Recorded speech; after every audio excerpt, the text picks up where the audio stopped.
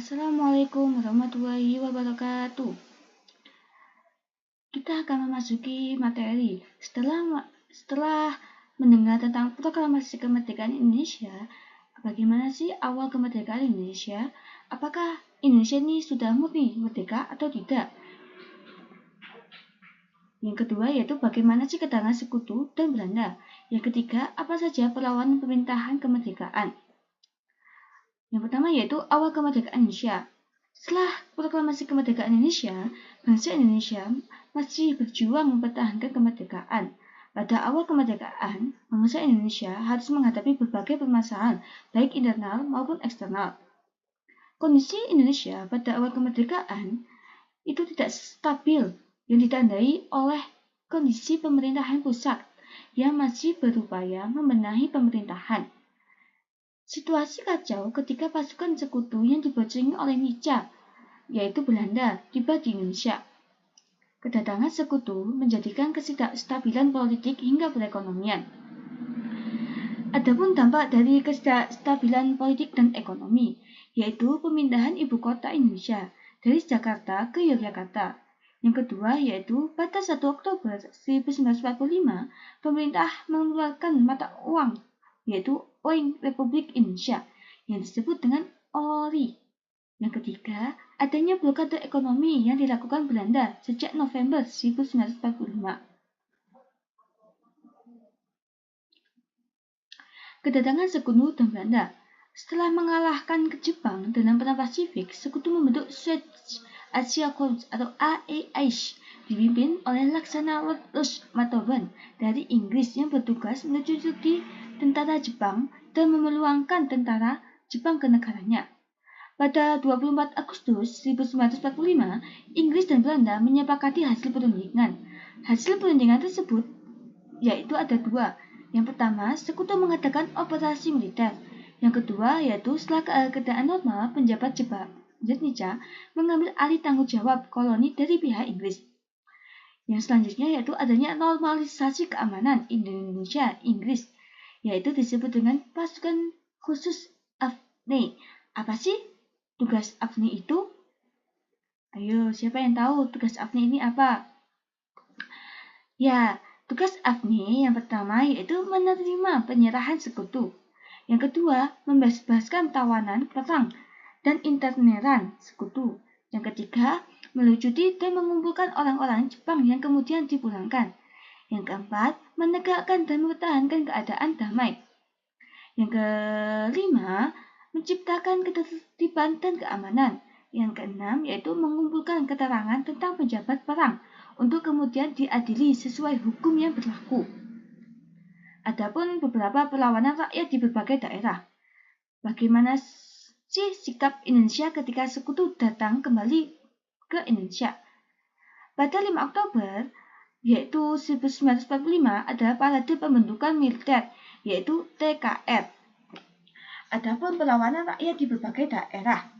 Ada juga yaitu pertempuran 5 hari di Semarang, pertempuran Surabaya, pertempuran Ambarawa, pertempuran Medan Area, pertempuran Gunung Lautan Api, dan yang keenam pertempuran Margarana, yaitu pengambilan kekuasaan Jepang di Yogyakarta. Pada 19 Agustus 2019, Sri Sumarsono bersama Sri Paku Alam menyatakan dukungan terhadap proklamasi kemerdekaan Indonesia yang dipertegas pada 5 September 1945. Terdapat beberapa aksi pada 5 September sampai 7 Oktober 1945, yaitu adanya mogok kerja. Yang ketiga, pengambilan kekuasaan di Yogyakarta juga dilakukan melalui perebutan oleh Barisan Pemuda tersebut pasukan Jepang di markas Oso Butai, yaitu di Kota Baru.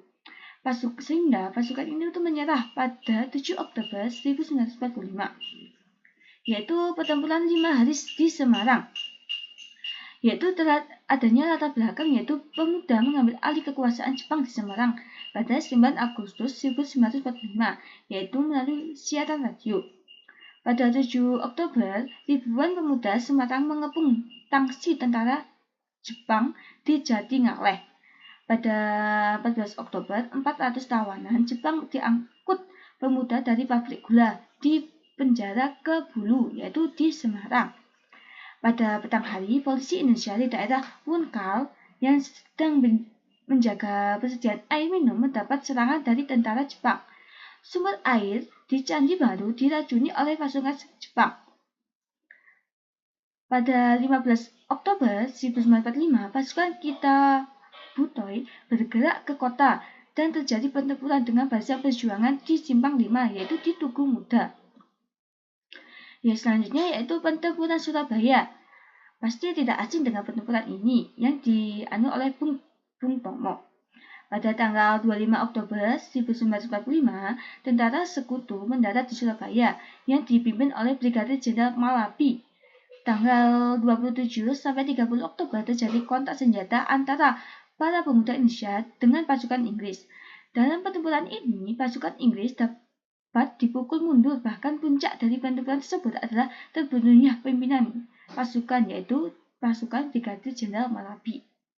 Pada 9 November, Inggris mengeluarkan ultimatum yang berisi semua pimpinan dan orang Indonesia yang bersenjata harus melapor dan meletakkan senjatanya di tempat yang ditentukan dan menyerah diri dengan mengangkat tangan. Namun, ultimatum tersebut ditolak oleh pihak Indonesia. Pada 10 November 1945 menjadi pertempuran yang sangat dahsyat. Pasukan Inggris mengembus Surabaya dari darat, lautan maupun udara. Sehingga peristiwa 10 November ini diperingati dengan sebagai Hari Pahlawan Nasional.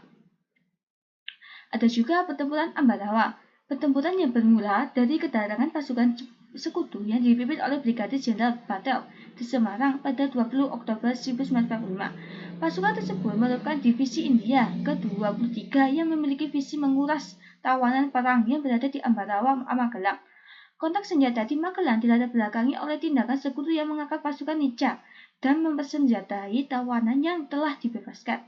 Yang ketiga, untuk menghadapi pasukan sekutu, pasukan TKR dari Divisi 5 atau Purwokerto melancarkan serangan fajar pada 21 Oktober 1945 yang berhasil memukul mundur pasukan sekutu.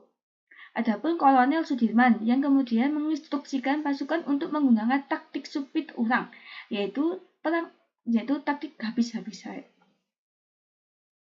Adapun pertempuran Magadana, yaitu pada 2 Maret 1945 ketika Belanda mendarat 2.000 tentara di Bali, yaitu adanya peran I Gusti Ngurah Rai kembali ke Bali yang menemukan kesatuan rasnya sudah terpecah belah yang disebabkan oleh upaya Belanda mendirikan negara boneka di wilayah Indonesia Timur dan berusaha membujuk untuk bergabung dalam pasukannya. Dan ajakan tersebut justru dijawab dengan serangan terhadap Belanda pada 18 Agustus 1946. Pasukan I Gusti Ngurah Rai atau diberi nama dengan Ciung Wanara yang berhasil menguasai Tabana atau satu Tadaseman Belanda. Pada 20 November 1945, Belanda melakukan pembalasan. Mereka mengarahkan seluruh kekuatan di Bali dan Lombok untuk menghadapi pasukan Ciung Wanara di desa Warga pada 20 Oktober. Adapun pertempuran Bandung Lautan Api. Pada awalnya, pasukan sekutu dianggap baik oleh para penjabat daerah dan memberi fasilitas yang diperlakukan serta mempermudah tugas mereka. Tetapi kedatangan sekutu ini ternyata diboncengi oleh Nica.